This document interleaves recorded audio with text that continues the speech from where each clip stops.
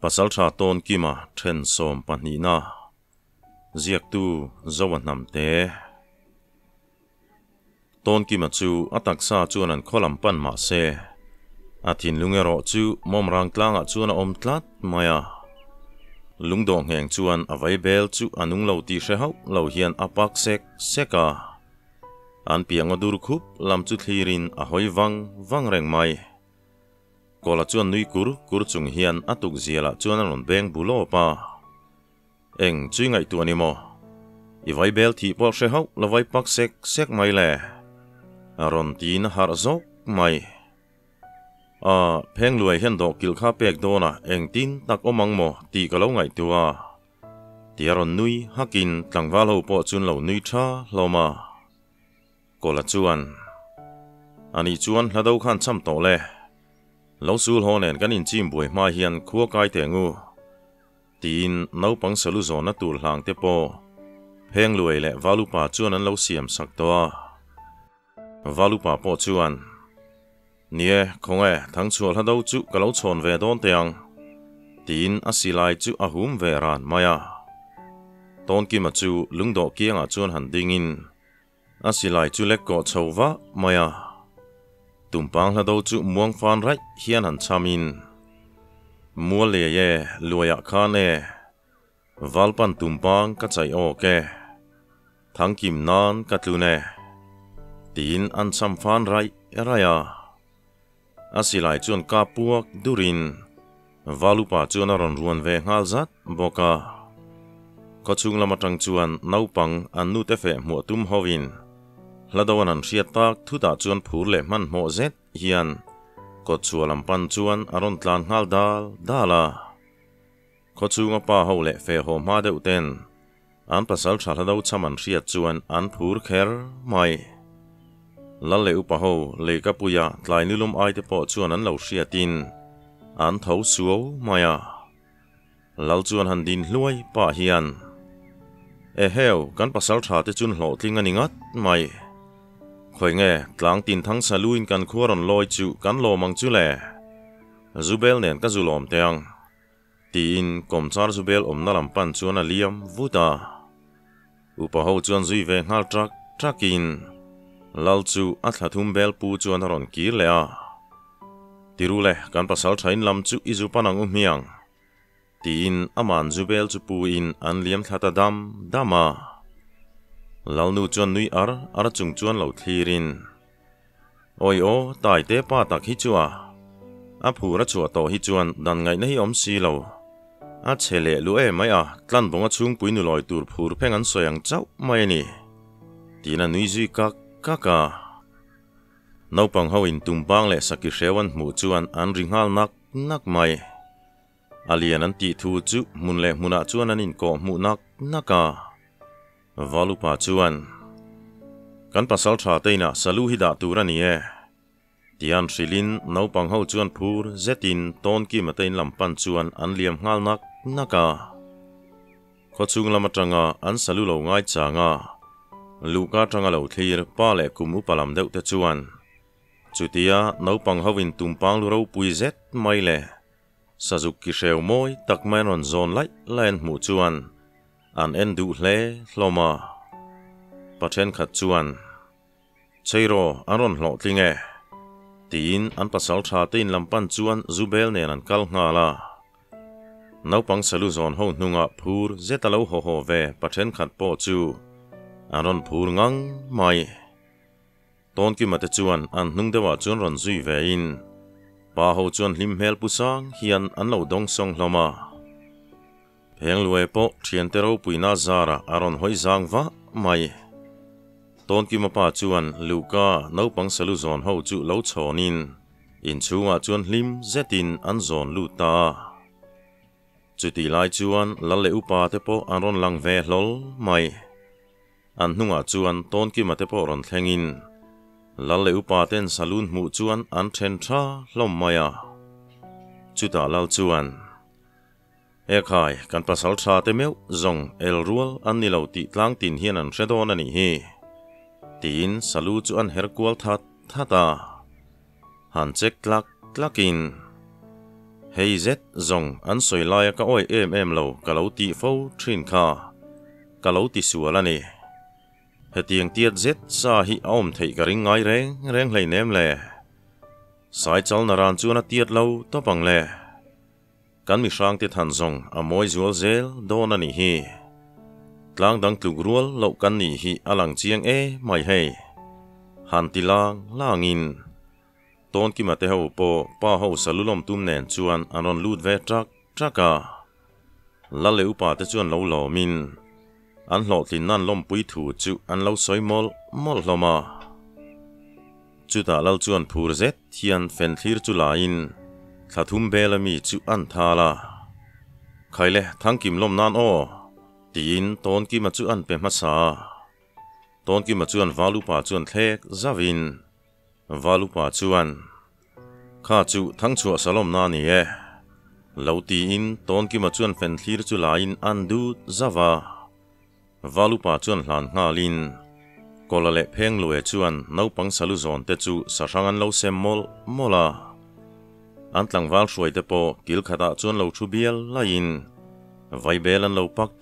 tal mai chutia hlim takan rik lai chuan ton ki manu le a farnu po anon thleng ve chia chutia an ina lal le upa hoan mu chu an che khorvio mai lal chuan khaya ton ki manu hei fapa thang chui nei tareng mai ka ti a thang kim nala chu khodang pasal thatam tak tlom tu le nun na tam tak lo suat to tu ni le nga la a thana moin a zau don zong ani hi kan khotan hian a hlutak zetani khoi nge ama silai nge hian hladau kan cham ve nge tin ton ki malam chuan hoya ton ki ma chuan silai zen chuan so sak molin lal chuan pea lal chu tho vutin luka chuan ding pewang el olin silai chu adara chuan an chuanga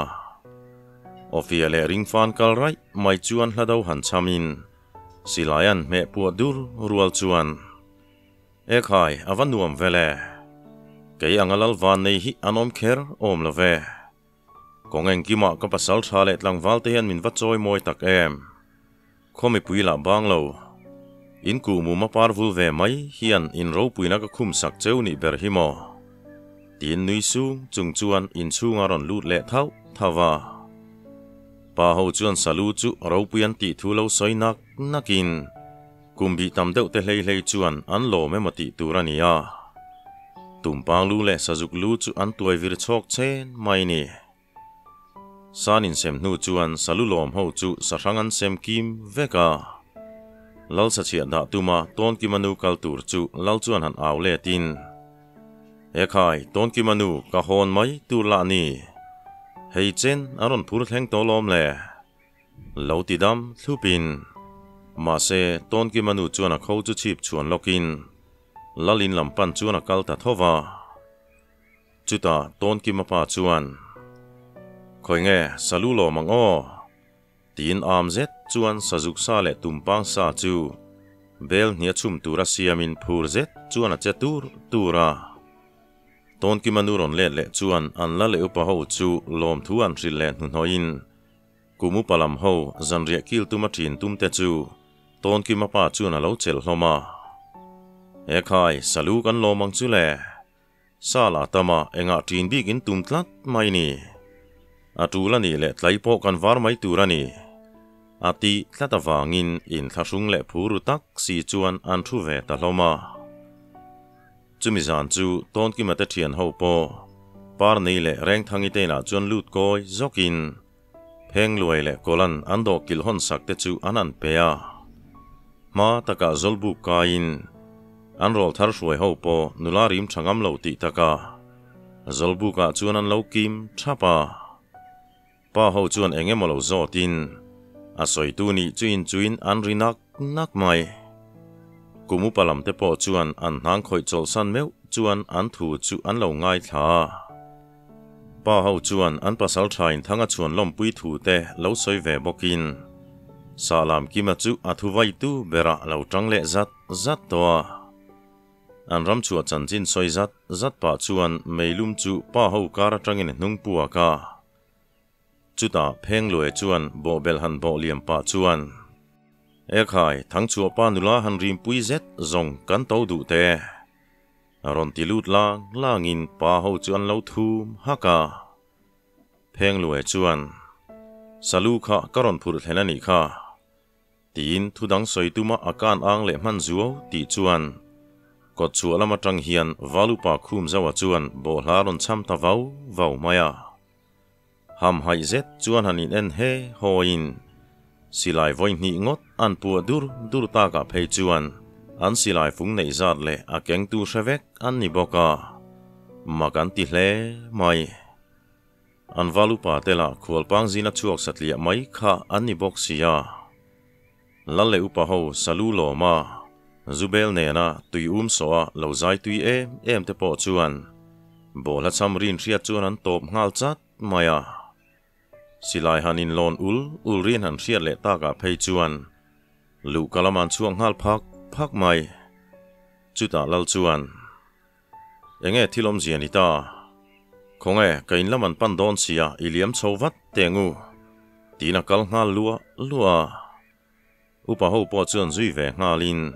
khomi pui po makti le zo na hli rakhat chuan lalmual chu panin thu chiang ria du chuan aron liam ve zuta ton ki mate ho le zolbu ka tlang wal om te po chuan lalmual chu aron pan ve a chuti lain valupa khum zawa chuan ma hruain lalmual lam chu aron pan ding nal mai lalle upa te chuan luka tang chuan lo thlirin mi pui po an lo tlim hmur to maya lalmual aron thlen chuan lal chuan okhai valupa khum zawa tela nireng chuan miron thon dan chuan kan benga vertlang ani ange helmaron kai chong hal mai teu lo ti in valupa po chu luka chuan a pen chong hal thawa lukan kai chuan mi pui ep zonga han ding rem devin an chin chu a soi tan ta a thutlip nan chuan an lalin lom thu soi nan le kanin u nau zi zel nan ti in kan la du lo chung silai phung khat min hon ti rani a han ti chu mi pui lam thoma thakher mai an thom na zual puyan re dau chuan lal chuan kan valupa te zet zong in than hi moi thi ne kan valupa hian asilai ron hon hi nei ngal mai ro se tin mi pui ho chun lo aw le dura kut beng ri le chang tum ri roi tenen chuta lal chuan ole kaloin tiam tongin kan pasal thatum pang lu hi naktu ka se chalin ka ayanga chuti rualin kan valupa te hlotlin na le kan khuwa kan ming than zel lom nan naktip lampo ka se tuai le vok pa in tlang ruai kan thele don ani a han ti zet chu an thoma tha in lim zuang lam vel chuan lalmual chu an pal khurum rum maya chuta lal chuan ole tuna tan chuan trin dar phot maila kan valupa te khan naktu lam fatu tur hi loruat fel sela hei kan valupa khum zawa tela lam hnaron kalan nia chol ha daman mamoe tin mi pui po rile lu chungin manin lampan chuan an trin dar ta sunga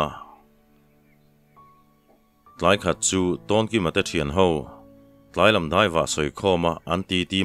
mam lai chuan tlang au chu ron lang hlol maya tho han lak hal pa hian pasal tha in thian ho in kim chu alom ome lalin kan ro rel hi an thian thum khan miron trom pui turin tuna ron chuang kai ro se ati ni chu aron ti chuan ton ki ma chuan ole tiro I chong hal mai ngu tia tho ngalin lalin lampan chuan an chhota lalin an thlen chuan lalle upa te valupa te chu lo thu thap toin banglai ep lama chuan thut munan an rema chuta lal chuan hei kan upangai fanu chungchang a khan kan lo ti khoma achin kan va bi tir la in an chungin an lo pem dai mai si nen an lalung phun hun chu lo nga kila kan ti dewa kira du chuan hruai ho mai thain kan hriani a pasal nun dan ngai tuin nun nuama khosak zui kan ring lova han ti chuan ton ki ma chu lo bu ngat ngatin la le upa terel ang kha ke ni chuan kan pom mai turani alo ti chuan lal chuan valupa kum zawa thu hi kan ngai chang tlang don nia chung thu vel chu han soi ho ka du wanga nia karon ko tir cheu ole ti tu dang in nei takin tikhan kan trin thei ni mai e han ti chuan valupa le ton ki mate chu an chuak le ta mual per khuwa chu bu balan hui ngil boka an lim kher mai an lungai na le lusu na te chuan akian san ve zela an nun chan zirero an chol san du hau lo thung nulatam tak phei chu mi pathen khat ain thalngul le kan thiam ma to zo ka an nau te dai wa puya sawa le therlo hon thei tak te po an kat tanok mai nula ho le no pang ho chuan tu kap than hem an lo ti ve boka tuna chuan mual per khuwa chu zuam om lo tak hi an ni toni la le upa ho thleng mai chuan lal muala anin them thiam fo mai boka lim takani tum toinan mangin daiwa te chu anan soi phur viau trin takna dai han wa thleng mero chu an la om lo thung tlai khat chu pa ho le no pang ho ba kholan rik chel chu lai chuan ko chu tang hian tlangwal pathum hi anon lu thau thawa no pang ho chuan lo en he hoin ma se aralan ni me lo wang chuan mit meng ranga melero chu anom lo thunga anjinga phanchang ber chuan veng thlang pa damkira hne na chuan an valupa khum zawate inom na chu azota ani chuan afa pan he na chuan taite kan khual tha te hi valupa khum zawate na va hruai to le tin no pang po chuan thu oi takin ma hruai ngala valupa te in lampan chuan in zui chho thamin valupa ar thum loi zo an ding chuakin anin lampana no pangin mi khularon kalpui nak chuan muin akut chu amit kawa chuang mevin alo thleka chuta phur zet chuan muak turapan ngalin an ni po valupa melan mu chuan an lom mel hle mai no pang po chu an ba khol na lama chuan a tlan let ta chawa chuta valupa chuan palinga tela nireng chuan khuen varon kai ma vele tilo belua min in thuron kenin soi main lalin lama hian han loila in ka tangin threwe ngal se thamai lom ni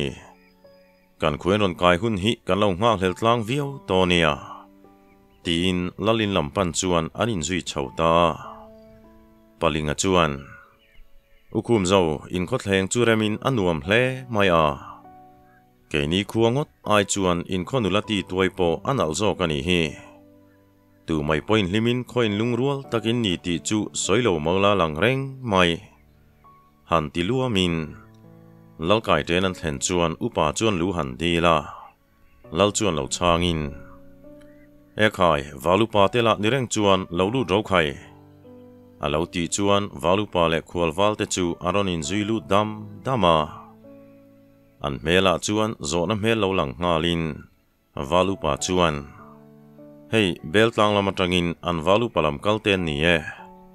tin thubul chu han chana chuta lal chuan oho ani tak chuwa kan lo ngai chang reng to cheu lom hei tainu cho khan chum bel lok mai te kan tlangwal te hian cho ai ve nga ro se han ti zom zatin an khwalwal te lam chuan hoya eng thu ngen on ken tak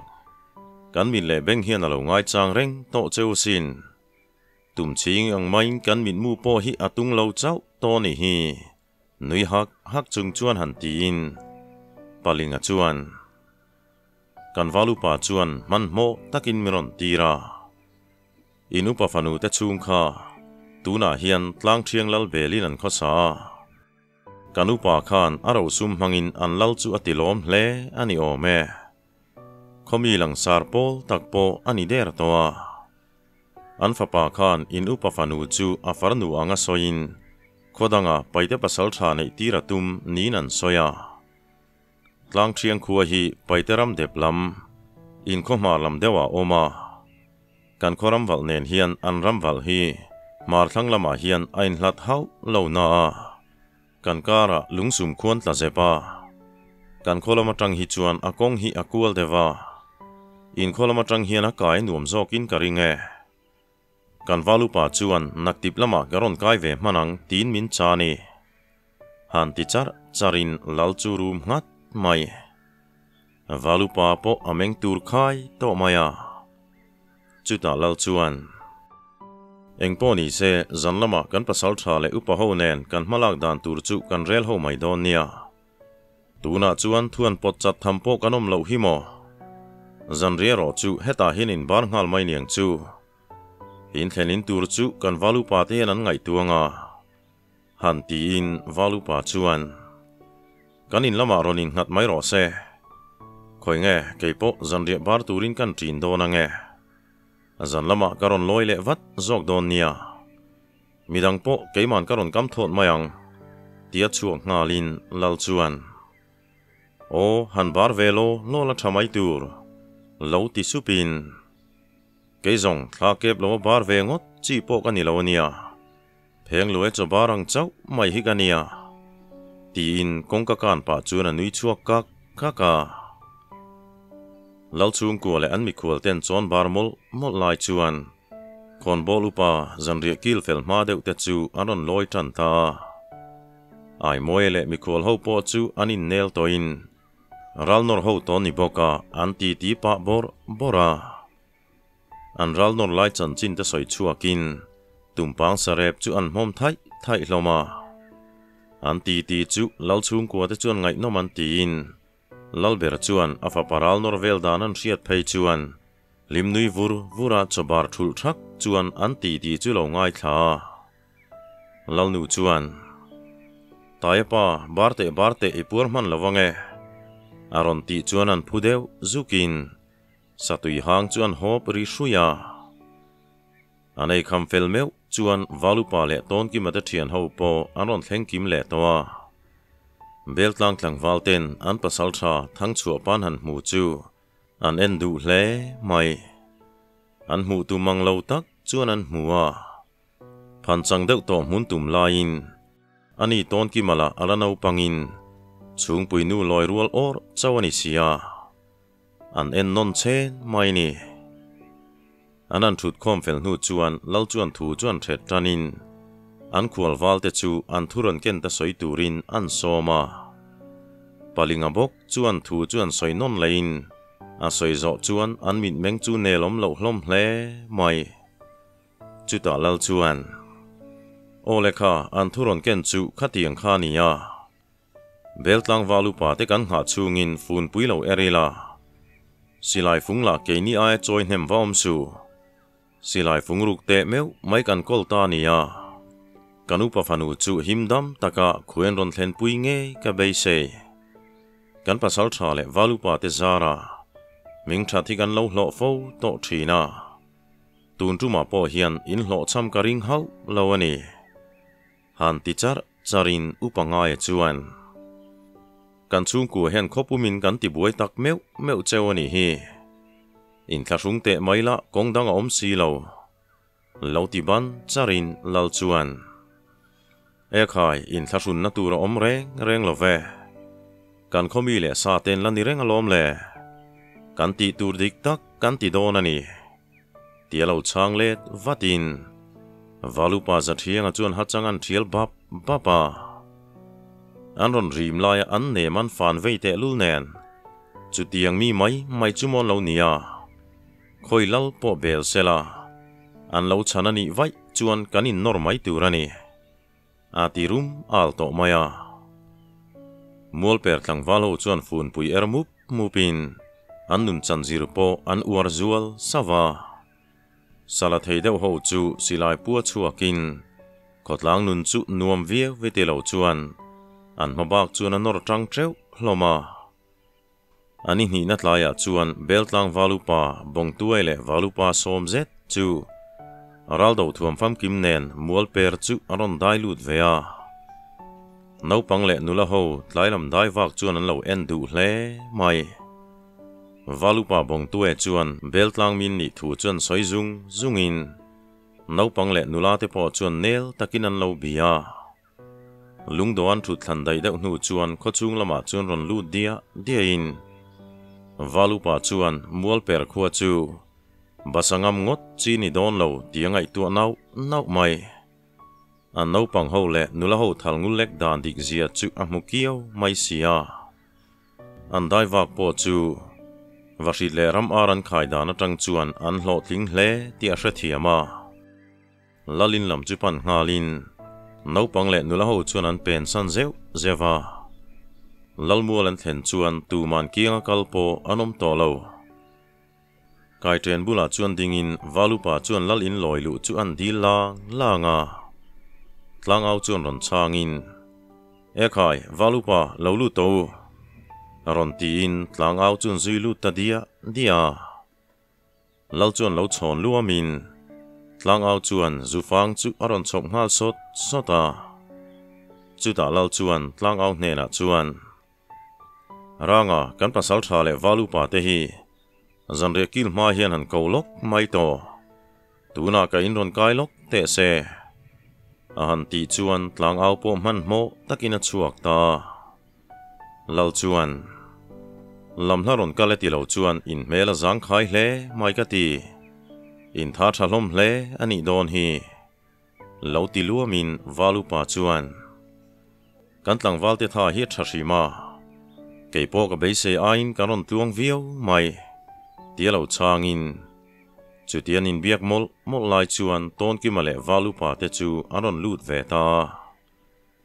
upalaron kailo ho po chu ron kai zui ve trakin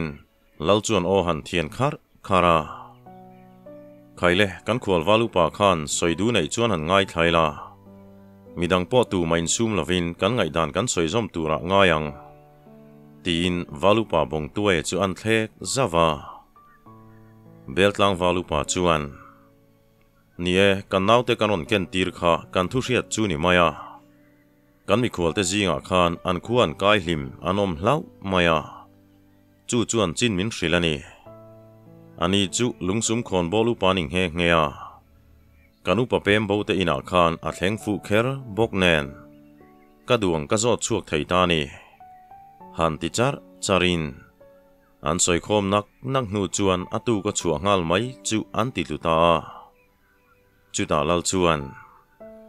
atul thu taral nor mai thei turin tlangwal te po khakal nual sela kan fanu dar thangi po him takin iron thlen don nia silai fungli keng ula abak chu sapuitlak thula kan lo kol venge silai mu kha in phang lawange kalanga nia tia athu chuan tlipin lal thu chu pom ti hria takin an lo bungat loma chuti me klain khara chuan dar thangi mel kuo chung chuan fala min rin sak thei si lo kum heile chen hi ka ngak chea ka du thu sa min puitlin thei si lo engma soi chuak hlek suang che kain chu ngai chuan paite pasal thain chung hi nuam poi ti zo kang ipa te khuwa chu an la ro chimit don khopani tuna achan thazok angin langma se paite pasal tha khau berin ai na pha pui chu mual per khuwa alu hlo ti hretowa aro sumtle kanan tok tar belanga ipa te chu an chimi vek mayang tuna chuan mi pa loi po anom to loven ti kha enga ka kir le mai nge te in ti khang lan ni imana ta na kanin se na sat zia kha ila hriam chu nang hiani phu lawani khang zong le in khonor tir na na karo sum sen zong ka mu let le huna nang po in khorama chu ni kir le don nia huai zoli nei ni tei ka ring rum to ni tiang ini ti hriata lo nei male tur chenia ti in dar thiang I thungoi reng chu a an khum bul renga engma soilem lo chuan apuan tlang chuan ami tuian hruzau zawin khara chuan zolbu ka kaidona zana po ipasal tur chuan ron rim le ngei chain karinga mit mengrang le mit tui lo hmuwa an du lo pha cheni vai chuan I hre om ngotango tlangwal ho hi thifang le eng ilo pein khumpui ka kai pui tir nge eng che amai ro chu ka thu soi hi pomani chuan in khuan nor huna I chung te chu ka zuwa tir ma na le tian thâu thurin dar thang iriru na le engma soive ngam si lo chuan banglai lam chu hoin amit tui chu hru zau zau renga amangai emin achunga chuti tak maya adu cheta chu an ngai tu ringot po hian amit tui chu dir nga zunga an khuala chu paite hoin an nor le ni chuan an tran zo ring to lova achung te chu mule point ring to lovin an khua lim taka an len za lai te an ngai tu chuan ain sut fei reng maya ole khati zong kha emi thena ta na kan da thei chu alo ni le ta kan soita kan khan kan zo e ka thon thu hi angai nom sia amai ro chu abung then hi atoi deu wangin in khamlo ti ka ria chu wangin kar thara tang chuan pusho te thon thu nen kan da kop thei tura ngai la zan khata ngai thlak tham deuh hlek turin kan chhop chuak don nia